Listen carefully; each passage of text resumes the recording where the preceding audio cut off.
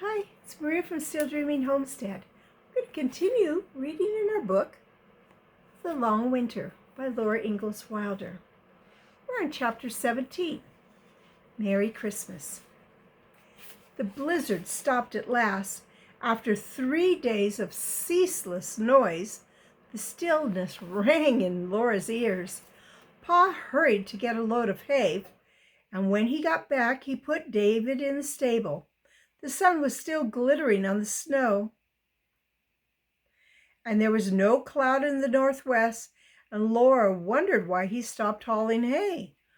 "What's wrong, Charles?" Ma asked quietly when Pa came in. "Gilbert made it to Preston and back. He's brought the mail."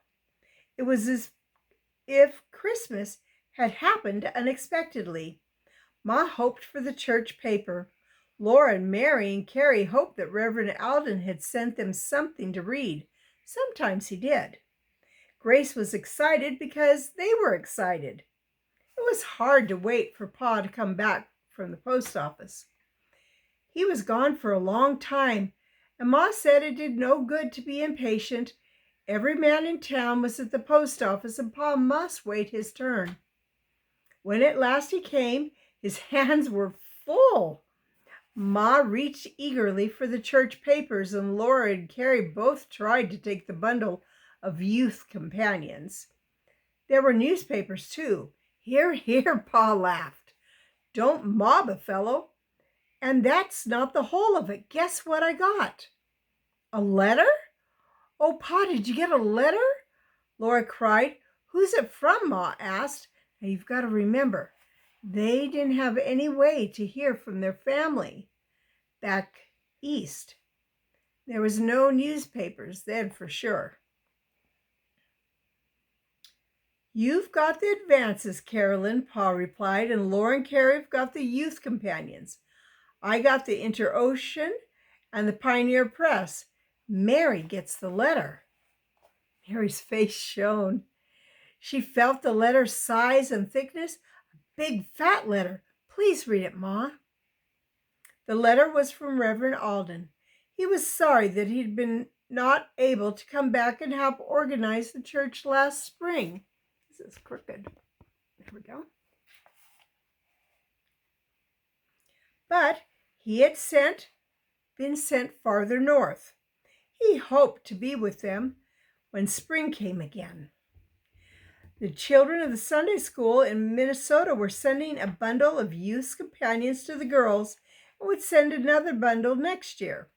His church had shipped them a Christmas barrel, and he hoped the clothing would fit. As his own Christmas gift and some slight return for their hospitality to him and to Reverend Stewart last winter at Silver Lake, he put in a Christmas turkey. He wished them all a Merry Christmas and a Happy New Year. There was a little silence when Ma finished reading. Then she said, "We've got this good letter anyway." Gilbert brought word that they were putting in a double crew and 2 snowplows at the Tracy cut, Pa told them. "We may get the barrel by Christmas. It's only a few days," Ma replied. "A lot can be done in a few days," said Pa. "If this spell of clear weather holds out, no reason they can't get that train through." "Oh, I hope the Christmas barrel comes," Carrie said. "The hotels have shut down," Pa told Ma the news. "They've been burning lumber, and now Banker Ruth has bought out the lumber yard down to the last shingle." "We couldn't afford to burn lumber anyway," Ma said. "But Charles, we're almost out of coal. What are we going to do?"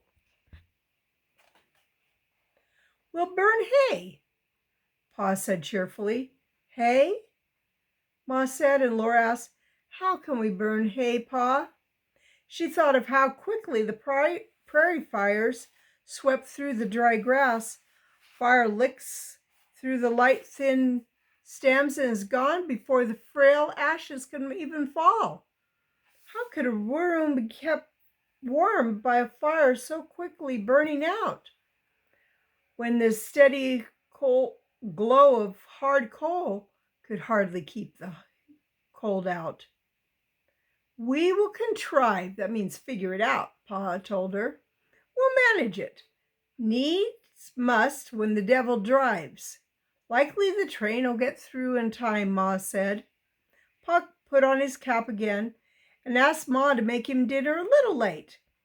He had time to haul another load of hay if he hurried. He went out and Ma said, Come, girls, put the bundle of youth companions away. We must get the washing while the weather's clear and we can. All that day, Laura and Carrie and Mary looked forward to the youth companions and often spoke of them. But the bright day was short. They stirred and punched the clothes boiling on the stove. That's an interesting way to wash clothes. And lifted them out with a broom handle into a tub where Ma soaped them and rubbed them. Laura rinsed them, and Carrie stirred the bluing bag in the second rinse water till it was just blue enough. Laura made the boiled starch, and then for the last time,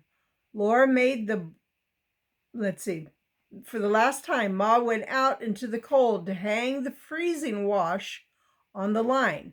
Pa had come for dinner. That's a lot of work to wash clothes, and they're going to hang it up to freeze dry. When they washed the clothes and scrubbed the floors, then they washed the dishes and scrubbed the floors and blackened the stove and washed the inside of the window panes. Ma brought in the frozen dried clothes, and they sorted them and sprinkled them and rolled them tightly, ready for ironing. I want to show you what the clothes looked like when they came in.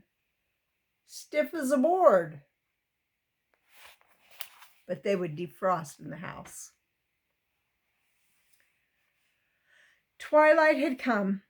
It was too late to read that day, and after supper there was no lamplight because they must save the kerosene. Work comes before pleasure, Ma always said.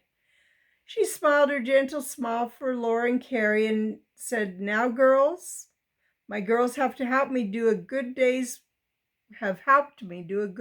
work, and they were rewarded.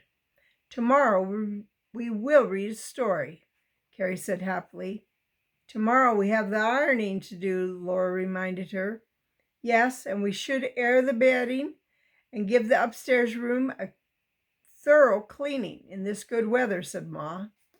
Pa came in and heard them. Tomorrow I'm going to work on the railroad, he said. Mr. Woolworth had word to put out work at the tracks all the men that he could get. The superintendent at the Tracy cut was driving the work team there, and the shovel gangs were shoveling eastward from Heron. If muscle and willpower can do it, we'll have that train through by Christmas, Pa declared. That night he came back from work with a broad smile on his sun-red face. Good news, he called. The work train will come through sometime tomorrow. The regular train will come through the next day after tomorrow, probably. Oh, goody, Laura and Carrie exclaimed together, and Ma said, That's good news. Indeed. What's wrong with your eyes, Charles? His eyes were red and puffy. He answered cheerfully, Shoveling snow in the sunshine is hard on the eyes. Some of the men are snowblind. Fix me up a little weak salt water, will you, Carolyn? And I'll bathe them after I do the chores. He'd wash his eyes with that salt water. We call it saline now. When he had gone to the stable, Ma dropped into the chair near Mary. I'm afraid, girls, this will be a poor Christmas, she said. What with these awful storms and trying to keep warm, we've had no time to plan for it. Maybe the Christmas barrel, Carrie began. We mustn't count on it, said Mary. We could wait for Christmas till it comes, Laura suggested. All but and she picked up Grace, who was listening wide-eyed. "Can't Santa Claus come?" Grace asked, and her lower lip began to quiver. Laura hugged her and looked over her golden head at Ma. Ma said firmly, "Santa Claus always comes to good little girls, Grace." "But girls," she went on, "I have an idea. What do you think of saving my church papers and your bundle of youth companions to open on Christmas Day?" After a moment, Mary said, "I think it's a good idea, Ma. It'll help us learn self-denial." "I don't want to," Laura said. "Nobody does," said Mary, "but it's good for us." Sometimes Laura did not even want to be good. But after another silent moment, she said, "Well, if you and Mary want to, Ma, I will. It will give us something to look forward to on Christmas." "What do you say about it, Carrie?" Ma asked. And in a small voice, Carrie said, "I will too, Ma." "That's my good girls," Ma approved them. She went on, "We can find a little something in the stores for," and she glanced at Grace, "but you older girls know Pa hasn't been able to get any work for wages this year. We can't spare money for presents, but we can have a happy one just the same. I'll try to contrive something extra special for dinner, and we'll all open our papers and read them. When it's too dark to read, Pa will play the fiddle." "We haven't much flour left, Ma," Laura said. "The storekeepers are asking 25 cents a pound for flour, so Pa's waiting for the train," Ma replied. "There's nothing to make a pie with anyway. No butter or eggs for a cake, and no more sugar in town. But we'll think of something for Christmas dinner." Laura sat thinking. She was making a little picture frame of cross-stitch in wools on the thin silver-colored cardboard. Up the sides and across the top she had made a pattern of small blue flowers and green leaves. Now she was outlining the picture opening in blue, while she put the tiny needle through the perforations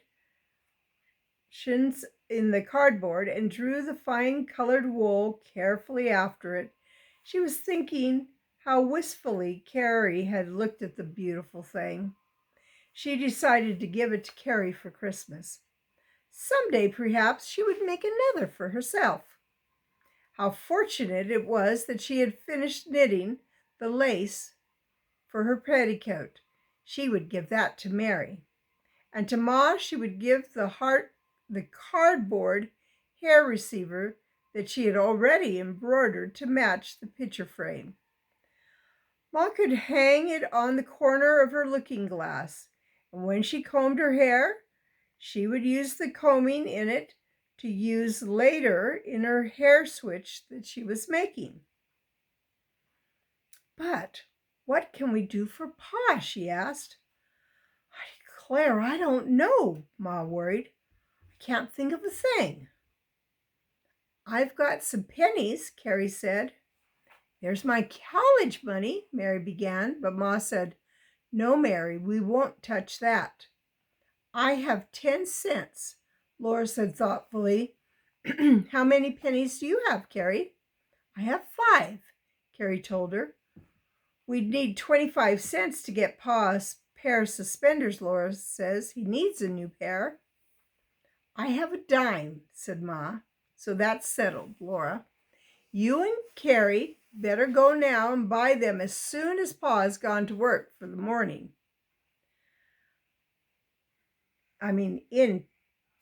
On tomorrow morning." Next day, when the morning work was done, Laura and Carrie crossed the snowy street to Mr. Hawthorne's store. Mr. Hawthorne was there alone, and the shelves were bare. On both long walls, there were only a few pair of men's shoes and women's shoes, and some bolts of calico fabric. The bean barrel was empty. The cracker barrel was empty too.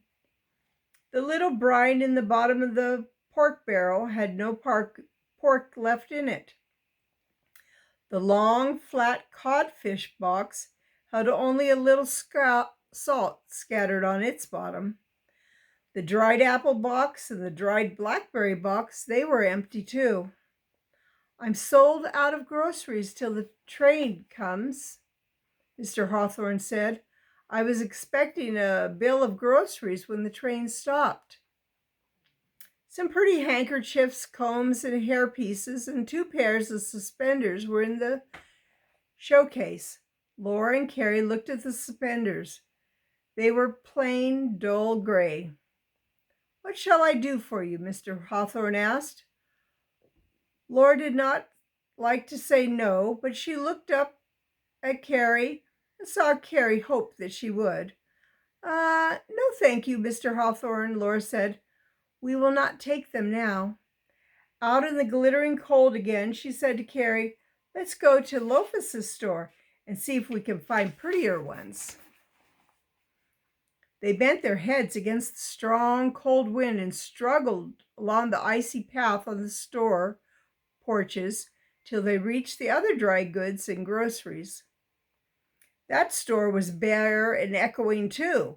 Every barrel and box was empty, and where the canned goods had been, there were only 2 flat cans of oysters.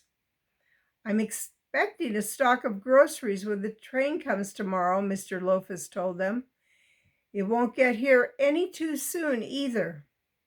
In his showcase was a pair of blue suspenders with small red flowers beautifully machine woven on them and bright brass buckles.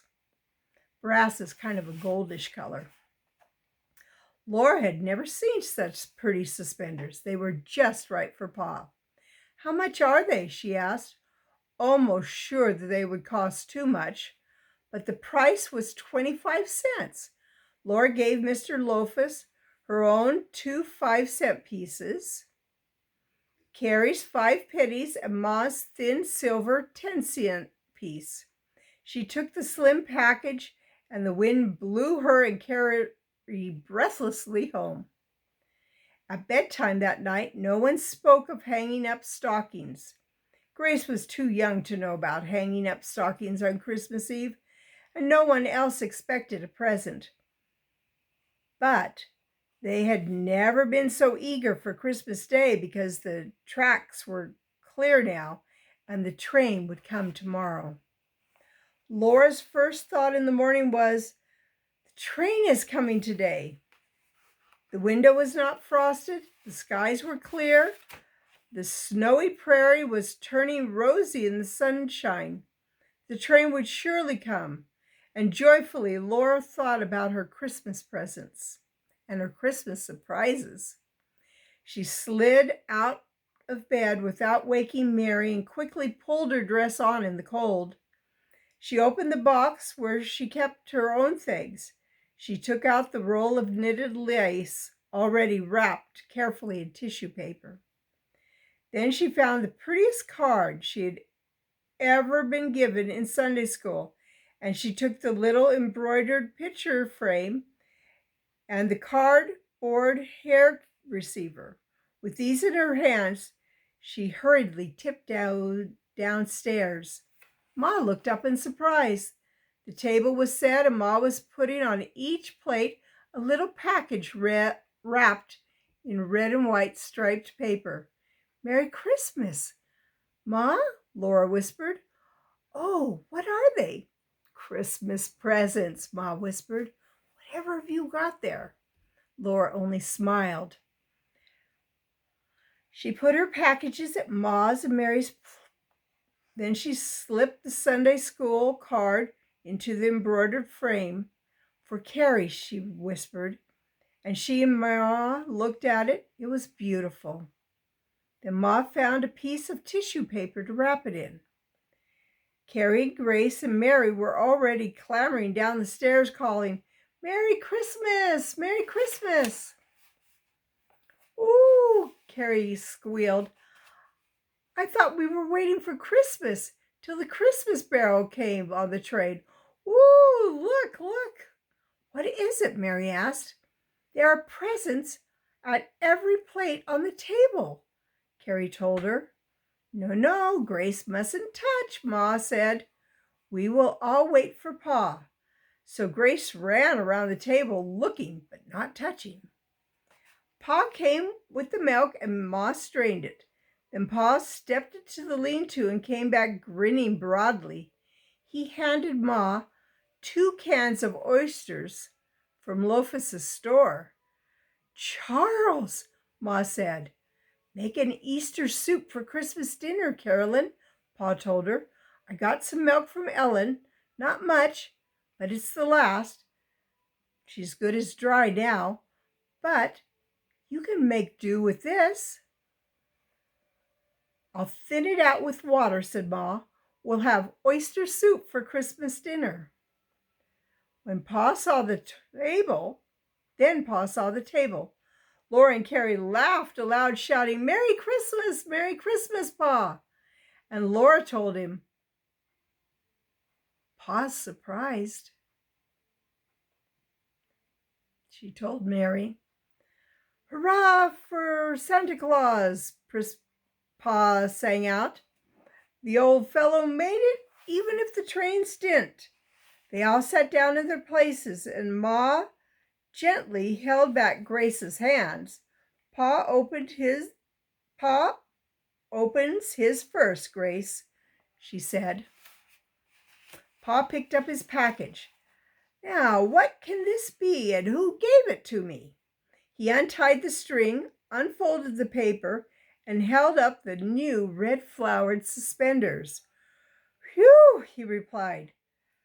Now, how am I ever going to wear my coat? For these are too fine to cover up. He looked around at all the faces. All of you did this? He said. Well, I'll be proud to wear them. Not yet, Grace, Ma said. Mary is next. Mary unwrapped the yards of fine knitted lace. She fingered it lovingly, and her face was shining with delight. I'll save it to wear when I go to college, she said. It's another thing to help me get ready to go. It will be so pretty on a white petticoat. Carrie was looking at her present. The picture was of the Good Shepherd in his blue and white robes, holding in his arms a snow-white lamb. The silver cardboard embroidered in blue flowers made a perfect frame for it. Oh, how lovely, Carrie whispered. Ma said her hair receiver was just what she had been needing. Then Grace tore the paper from her gift and gave a gurgle of giggle.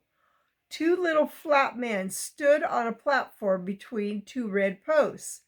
Their hands held onto strings twisted tightly together above their heads. They wore peaked red caps and blue coats with gold buttons. Their trousers were red and green stripes. Their boots were black with turned up toes. Ma gently pressed the bottoms of the posts inward, and the men somersaulted, flipped over. Up and over, another swung into his place. Then the first came down while the second went up, and they nodded their heads and jerked their arms and swung their legs, dancing and somersaulting. Oh, look, Grace shouted. She could never have enough of watching those funny little men dancing. The small striped packages at each place held Christmas candy. Wherever did you get candy, Pa? Laura wondered. I got it some time ago. It was the last bit of sugar in town, said Pa. Some folks said they'd use it for sugar, but I made sure to save the Christmas candy. Oh, what a lovely Christmas, Carrie sighed. Laura thought so too. Whatever happened, they would always have a Merry Christmas. And the sun was shining, and the sky was blue, and the railroad tracks were clear, and the train was coming. The train had come through the Tracy cut that morning. Sometime that day, they would hear the whistle and see it stopping at the depot. At noon, Ma was making oyster soup. Laura was setting the table. Carrie and Grace were playing with the jumping jack. Ma tasted the soup and set the kettle back on the stove. "The oysters are ready," she said, and stooping, she looked at the slices of bread toasting in the oven. "And the bread is toasted. Whatever's Pa doing?" "He's bringing in hay," said Laura. Pa opened the door. Behind him, the lean-to was almost full of slough hay. He asked, "Is the oyster soup ready?" "I'm taking it up," Ma replied. "I'm glad the train is coming, and this is the last of our coal." Then she looked at Pa and asked, "What's wrong, Charles?" Pa said slowly, "There's a cloud in the northwest." "Oh, not another blizzard," Ma cried. "I'm afraid so," Pa answered. "But you needn't spoil our dinner." He drew his chair up to the table. "I've packed plenty of hay into the stable and filled the lean-to. Now for our oyster soup." The sun kept shining while they ate. The hot soup was good, even though the milk was mostly water. Pa crumbled the toast into his soup. "This toasted bread is every bit as good as crackers," he told Ma. "I don't know but what it's better."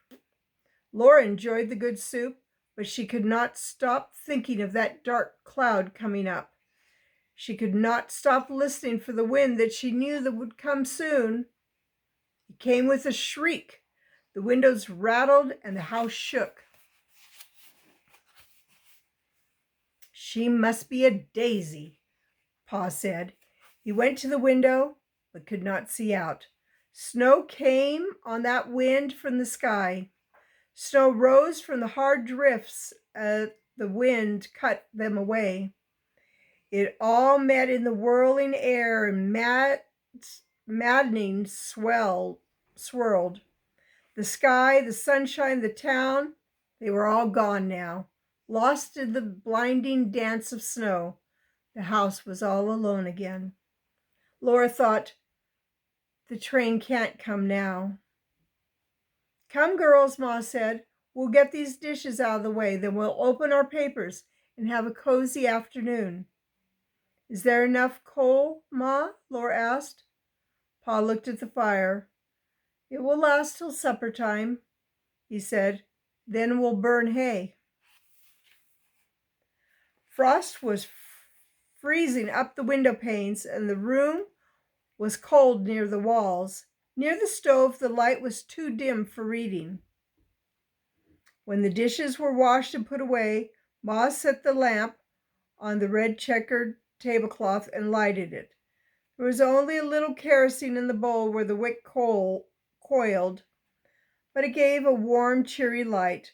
Laura opened the bundle of Youth Companions, and she and Carrie eagerly looked at the wealth of stories printed on the smooth white paper. "You girls choose a story," Ma said, "and I will read it aloud and we can all enjoy it." So, close together between the stove and the bright table, they listened to Ma reading her story in her soft, clear voice. The story took them all far away from the stormy, cold dark. When she had finished that one, Ma read a second and a third. That was enough for one day.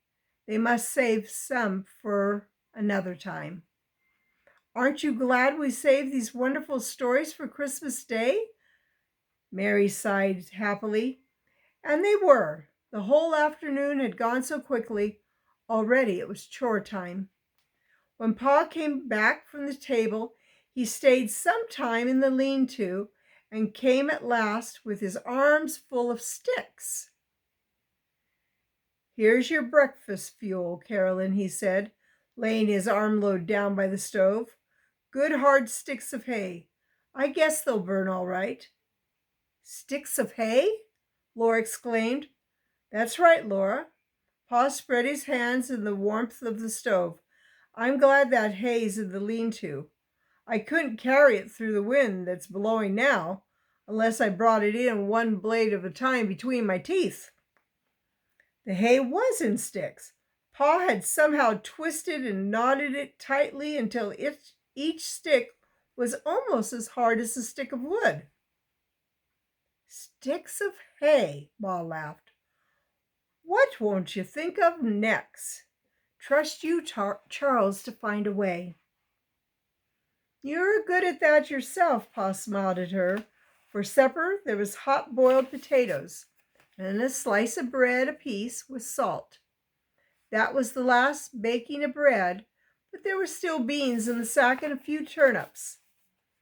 There was still hot tea with sugar, and Grace had her cambric tea with hot water because there was no more milk.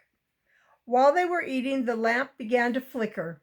With all its might, the flame pulled itself up, drawing the last drop of kerosene from the wick. Then it faded down and desperately tried again. Ma leaned over and blew it out. The dark came in, loud with the roar and the shrieking of the storm. "The fire's dying anyway. We may as well go to bed," Ma said gently. Christmas Day was over. Laura lay in bed and listened to the winds blowing louder and louder. They sounded like a pack of wolves howling around the little house on the prairie. Long ago, when she was small, and Pa had carried her in his arms. And there was a deeper howl of the great buffalo wolf that she and Carrie had met on the banks of the Silver Lake. She started trembling, but when she heard the scream of the panther in the creek bed in Indian territory, but she knew it was really only the wind. Now she heard the Indian war whoops when the Indians were dancing their war dances all through the horrible nights on the Vergeese River. The war whoops died away, and she heard crowds of people muttering, then shrieking, then fleeing, screaming away from the fierce yowls chasing them. But she knew all those sounds were only the voice of the blizzard winds. She pulled the bed covers up over her head and covered her ears so tightly to shut out the sounds, but still she could hear them. And that's the end of the chapter. Well, the train didn't make it, but they're all together, and we'll see what happens next tomorrow. All right, it's Maria from Still Dreaming Homestead. I want to pray blessings on you and yours, in your house and out of your house, in the day and in the night. And whatever you do, keep dreaming. Good night and God bless you. Please give me a thumbs up. If you haven't subscribed yet, please do. All right. Good night.